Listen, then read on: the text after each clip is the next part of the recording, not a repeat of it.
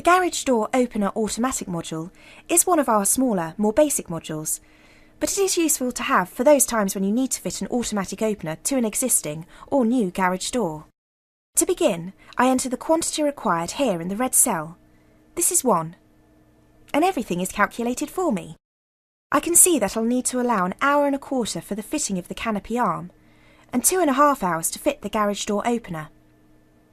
I'm happy with the material selections, but you could change them if you want, or if you have a specific product that you use that isn't listed, you can add it to your central library and it will be available for you to select when you come to do your pricing. All of the totals for my materials, hours and labour, along with the overall cost, are shown here along the bottom.